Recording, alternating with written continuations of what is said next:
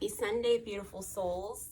It's Brandy from Venus and Retro Tarot, and we're going to do another week ahead video. So I just want to say thank you for everybody who voted in the poll over the week. The Phoenix spread won, so yay, I'm really excited to do this spread for you guys. I also want to say thank you to everybody that's already made donations to my PayPal, to my Cash App. Like, I had no idea that I would even get one response from anybody who felt called to make a donation. So thank you so much.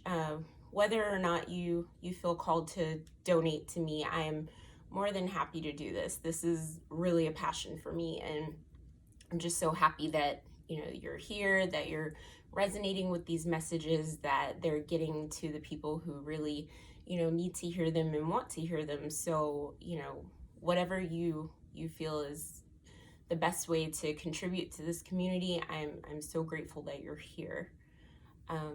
So with that said, we're doing another devil week. We had a devil week where the beacon card on a Sunday was for setting the tone for the week. The first video that I made. So today is June 14th, 2020, and that reduces down to 15. So if you're not familiar with beacon cards and what they are, I've talked about them in previous videos, so you might want to check those out. I don't necessarily want to go through that every week because it gets a little repetitive, but you're more than welcome to check out last week's video where I actually broke it down. But we're going to jump right into it. We're going to do something a little bit different this week because I was playing around with the Phoenix spread. I haven't done it very often. Like, I pulled cards for myself when I wrote it and I posted it. So it's been a while. And last night I was playing around with my cards. I asked my guides kind of for a message, but I wasn't expecting to get anything super specific from the cards, and they came through. So rather than pull cards on camera, I'm gonna go with what I pulled last night because honestly, it was such a clear message, and I really think it's helpful. I really think that it will resonate with the collective. So I look forward to hearing what you guys think about it. So let's get started.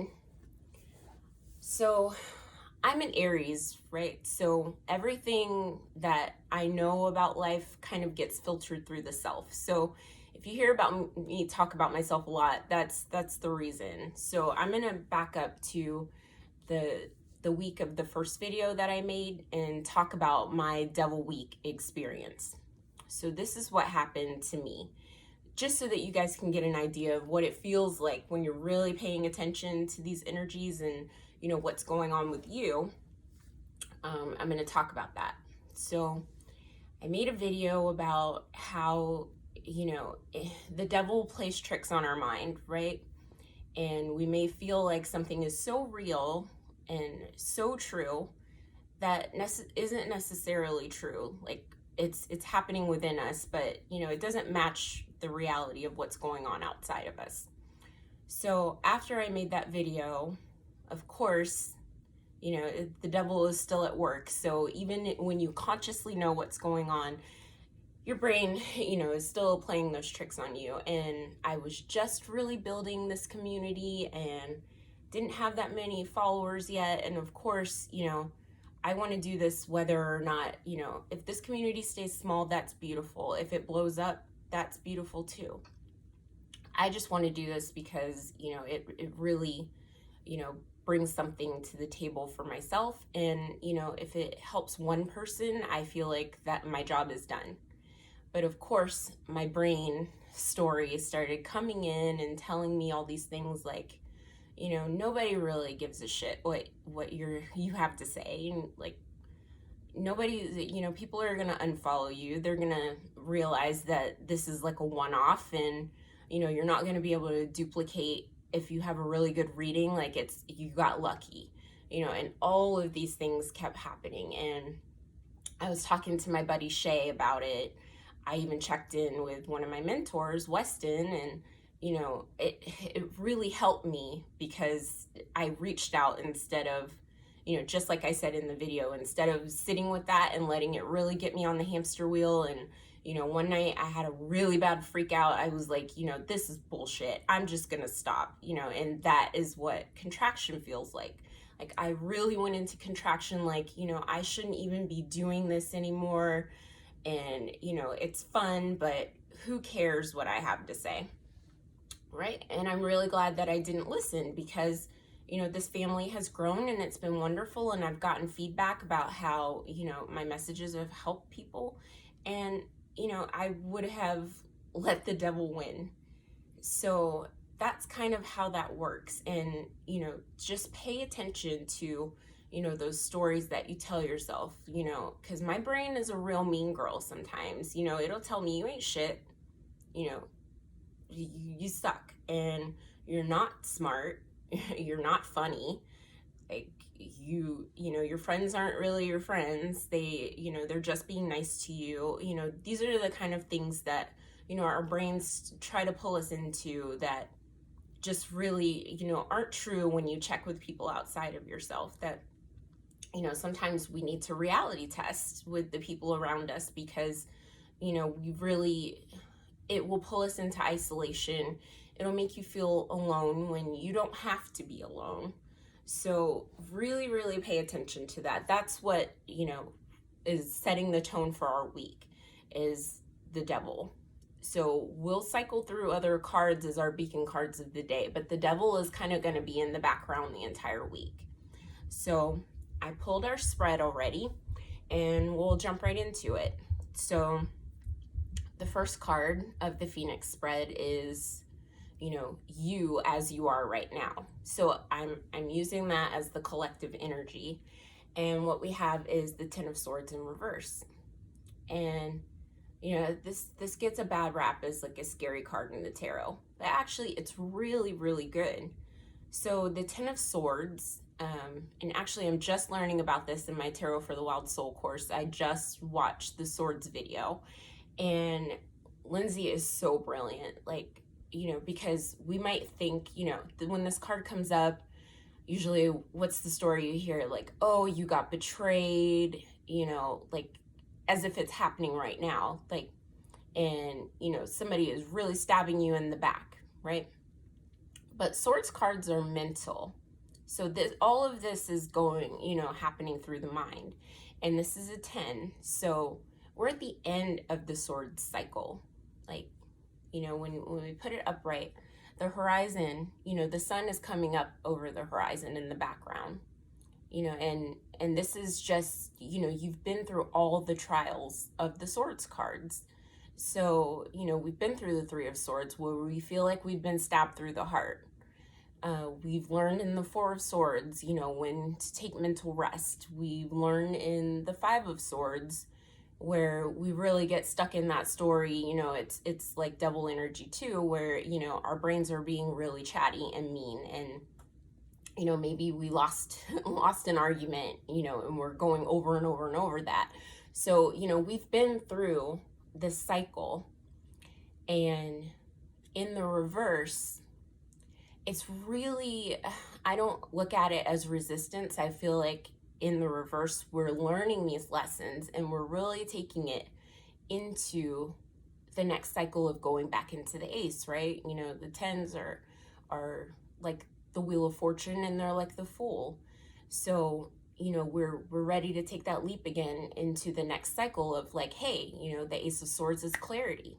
So we're clear here about, you know, the ways that our mind really play tricks on us. Like, I feel like from the last video where the devil showed up, I'm very aware now, you know, because making that video and channeling that message and then going back and watching it, I was like, oh my God, that's exactly what my guides were saying, and that I channeled through to you guys. Like, I need to be paying attention to that too.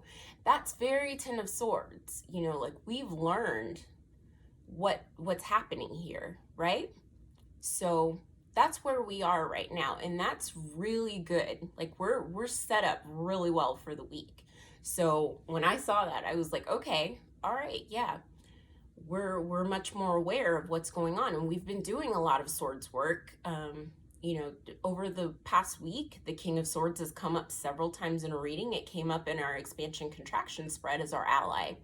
So I feel like, you know, when this Ten of Swords card is coming up, like we're really being reminded in the reverse too, right? To keep doing that reality testing, keep checking in with ourselves, keep checking in with our support system, because it's going to continue to help us through this week where we might really be feeling that contraction when the devil comes in.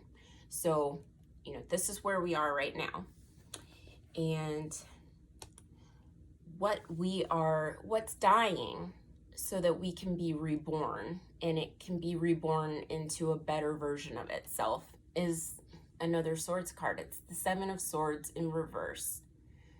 So the Seven of Swords, and it was so brilliant. Again, I'm going to credit Lindsay for this teaching. It, you know, it's not sneakiness. You know, it can be sneakiness of the mind, but it's not, you know, nobody's deceiving you. Nobody's lying to you. This to me signifies, like, in this Justice Month where we're called to, you know, look at the ways that things aren't equal for everyone. You know, you see how he's holding 5 swords and he's moving away from the 2 swords, but he's also looking back at the 2 swords, you know, like, why isn't 5 enough? So, and we can see this from, you know, people in the higher up, you know, in the government, in corporate America, who are really greedy, right? Why do they need all 7? Like, why can't everyone have a sword? So this really is what we're killing off right now. Like, these protests with the cops are like, why do Black and brown people have to die for, you know, situations that, you know, a white person can walk away? You know, and look at Dylan Roof when, you know, he slaughtered 9 people in a church. He was taken to get Burger King before he went to the police station, and, you know, was like, but a alleged $20 bill, George Floyd, you know, he lost his life and he was murdered. And Breonna Taylor, you know, she was asleep in her bed, and, you know, where's the justice for her? Like, why, you know, why can't everyone have the same? Why doesn't everybody get a piece of these swords? Why do the corporations have to get all these tax cuts, and, you know, we take it on the chin, you know, and the people who really, really need help, you know, they're told to fend for themselves? Like, that's very Seven of Swords to me, like that greedy, you know, in the worst manifestation. But, like, for us, we're trying to kill off that mindset of, you know, where there's not enough for everybody, because there is. So I thought that was really, really great. And I relate this card to the Chariot, because when we get into our chariot, we can't take everything with us, right? If you think about it like as a car and you're going on a road trip, you have to decide what can go with you and what can't, you know, on the trip. And that's the same with moving into the future. Like, we can't take everything with us, and not everything is meant to go. So, you know, with the Seven of Swords mindset, we're really thinking, like, you know, what ideas can we take with us into the future, and what's meant to stay where it is? Because I've heard a lot of talk of, like, oh, I wish we could go back, you know, when things go back to normal, it'll be really great, like, you know, that, but it wasn't great, right? We don't want to go back. Back was broken. When we move forward, we want to fix the things that were broken, that we thought were so great, because we didn't realize how, you know, how great it really could be. We're seeing the possibilities now. So, you know, that's what that Seven of Swords is signifying, like, what needs to go so that, you know, we can bring in new energy. And how can we lean in and trust the process, right? Six of Swords in reverse. So Six of Swords, to me, is a card of nostalgia. And just like what I said, you know, just now with the Seven of Swords, you know, we might put on those rose-colored glasses and look at the past because things seem so chaotic right now, we might look at it and say, oh, I wish I could go back to the way things were. But in the reverse, what it's telling me is that maybe some of the things that, you know, as a collective, we might look at, you know, as nostalgia, you know, we might look back and see those things like it's not a true, you know, it's not a true representation of what we really want for the future. And another thing that I see with the Six of Swords is, you know, how we're leaning in to trust the process is really relying on support, right? Sixes are reciprocal energy. So, you know, we're getting emotional support from other people, but we're also getting that emotional support. So when the devil comes in and starts lying to us, you know, really reach out and, you know, get some support from people who can be that for you, that you can lean on. And then also make sure that you're giving back as well. So there's two separate messages that come in for the Six of Cups in reverse. So we're really leaning into that, really leaning into building our chosen family. You know, if your own family is a support to you, definitely lean into that as well. And our ally card is, and I was so blown away, is the Chariot in reverse. So this is exactly what I was talking about. It's related, you know, that I relate the Seven of Swords to the Chariot. So, you know, really getting clear about what we can take with us into the future and what's meant to be left behind. And there might be a little bit of fear here, you know, with this reversal, that we're not seeing it clearly with the devil. So really, you know, leaning on your support, checking in with other people, really checking in with ourselves, you know, take some time to really scan where is that discomfort coming from in the body? Where's the discomfort coming in the mind? So that's Chariot, and where any major arcana is, we really need to surrender. It's not something that we can fight. We have to really lean in. So, excuse me. Feeling a little bit stuffy. Boy, the allergies are killing me. So with the Chariot, we're really, really, really getting clear about, you know, this is something that we have to lean into, to surrender to. And the Chariot is here to help us. Like, this is our reminder. Like, go back to that. What is the Chariot telling me? Like, am I trying to take something with me that's not meant to go? And then for our final card, how are we rising from the ashes to transmute that past pain? This is collective trauma, you know, from the way that our country was built here in the U.S. If you're not here in the U.S., there's still a lot of broken foundations that, you know, colonialism that has, you know, built around the world. Like, we're not the only country here in the U.S. that has been, you know, built on the backs of, you know, free labor, or, you know, using other people and stealing their culture. But we have the Two of Swords. So we're transmuting that by, you know, really, I totally lost my thought. But leaning on our intuition and our logic, right? Because twos are related to the High Priestess. So this is High Priestess energy, and it's also Queen of Swords energy to me. And, you know, she's, you know, we talked about this in Lindsay's video in the Swords. She's protecting her heart, right?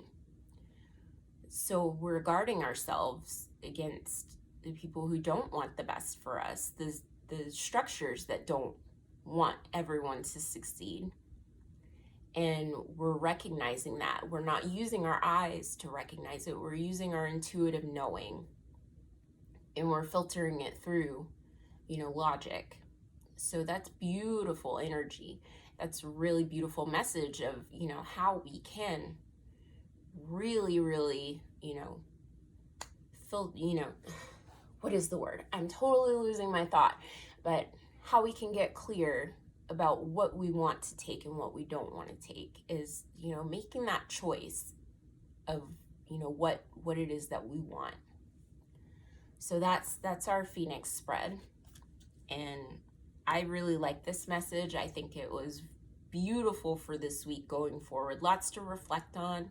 I'm going to go back and watch this video because I know midweek I'm going to need a refresher. And I bought a new Oracle deck. It's called the Yogic Path. And I'm going to shuffle a card and I'm going to read out of the book an Oracle message that we can take with us throughout the week. And this deck is really cool because you can read reversals with it as well. And I really think that I'm going to start doing that with my other decks. Just kind of see, you know, play around with the reversals and see what information I can get from it. All right. So we got Ahimsa. And I hope I'm not butchering that, but the artwork is so beautiful. Danielle Knoll, she did the artwork for it, and I love the Moonchild deck. So let's get that out of the book. All right. Ahimsa is a yoga. It's Yama nonviolence. So you have been observant of how your thoughts affect your actions and how your actions reflect the quality of your life. Through actively changing your internal monologue, wow, that's double, you are manifesting a heightened state of consciousness in a new paradigm. Continue to fine-tune your inner language to radiate compassion, joy, and peace. Even the most disciplined yogis still often look in the mirror and think negative thoughts about themselves, get frustrated when stuck in traffic, or speak words to a loved one that don't radiate pure love. These moments are your guru, reminding you of where you still need to grow. Overcoming your triggers facilitates growth. Each time you feel the voice of negativity come through, sing back to it words of ahimsa, which means compassion. You'll quickly find these words echoed back by all those you encounter. Wow, that is literally what this whole spread was about, and really a good message for Devil. You know, really have compassion for self, compassion for others, and it radiates outward. So that's the message for this week. I want to wrap up by wishing Donald Trump the unhappiest of birthdays. And since his birthday is on a devil day, this is a devil year for him. And it's also a justice year. So I hope it goes really bad for him. He deserves whatever comes to him. And I know that might sound really awful, but there are a lot of people that are suffering at the hands of a really awful leader. I don't even consider him our president. So do with that what you will. But I hope everybody has a great week, and I will see you sometime midweek. All right, bye.